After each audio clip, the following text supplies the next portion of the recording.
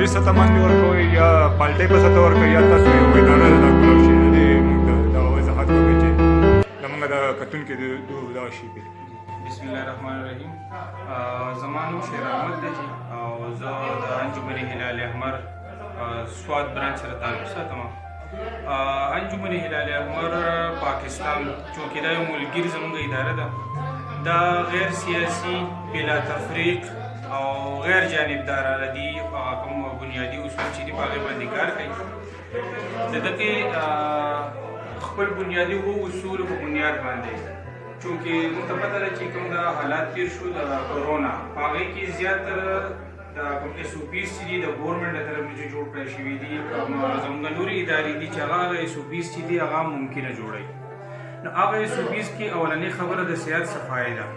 زمونږ چې کوم دلته د اسسمنټ شوی د اسسمنټ نه وروسته چې د خلکو له مونږ کوم د هیلث هایجین فیملی هیلث هایجین کټ ورکوو. دا فیملی هیلث هایجین کټ چې دی دا زیاتره د دې کې چې کوم او اشیا پراته دي هغه د صحت صفایي سره تعلق ساتي.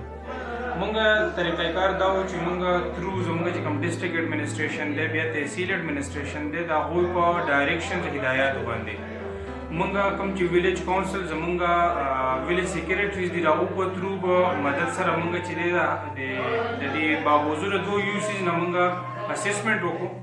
اسسمنټ چې دی هغو کوم چې ونریبل مستحقه غریبانان کسانو چې په هغې کې کونډې هم راځي، زمونږ چې کوم هغه طبقه چې کوم ډیلی ویجرز دیاړي مار ورته مونږ وایو هغه طبقه چې د کرونا د لاکډاون د وجې نه هغه متاثره شوي دي هغه خلک دی.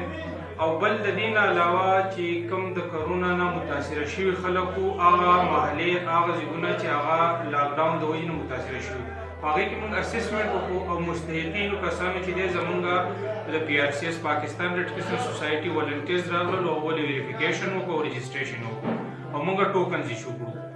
نن چې کومه تاسو به کتلي چې نن دا ډسټریبیوشن کېږي دا هم هغه مستحقه کسان دي د چا چې ویریفیکیشن شوی دی رجسټریشن یې شوی ټوکن ورته ایشو شوی دی. نو هغو له موږ دا فیملی هایجین کټ ورکوو د پاکستان ریډ کرسنټ سوسایټي سوات برانچ د طرف نه. په دې کې اوس ډېر کسان داسې دي چې هغه پاتې دي، لکه ډېر مستعد کسان دي چې هغه پاتې دي. تاسو هغو ته څه پیغام ورکوئ چې کوم ځای ته تاسو په دوباره دا پروګرام په کوم ځای کې مو کوئ که نه همدغه ځای کې چې ختم شو بس؟ فیلحال زموږ چې دا کوم روان پروګرام دی چې دا خو چونکې موږ هغه اسسمنټ کمپلیټ شوي دي نور موږ ټولو ته پته ده چې زموږ معاشره معاشرتي حالت چې کوم زموږ دی معاشي نو هغه ډېر کمزوری دی. په دې کې هغه موږ کسان ویریفای کړي رجسټر کړي دي چې هغه په دې متاثره او غریب کسانو کې مستحق ترین کسان.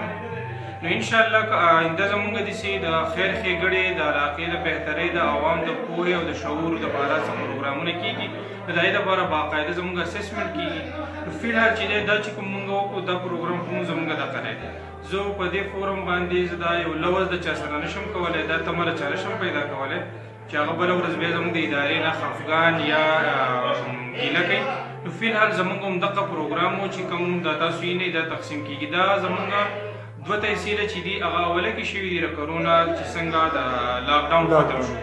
اوس په دې پروګرام کې زموږ سره تحصیل باغوزي، تحصیل چارباغ او تحصیل بریکوټ دا درې تحصیلونه موږ په دې پروګرام کې کوو. انشاءالله آینده چې زموږ داسې څه د خیر ښېګړې پروګرامونه موږ باقاعده کلیو ته ځو، ویلیجز ته ځو، یوسیز ته ځو او هلته چې دی خپل اویرنس او اسسمنټ او د هغې نه پس موږ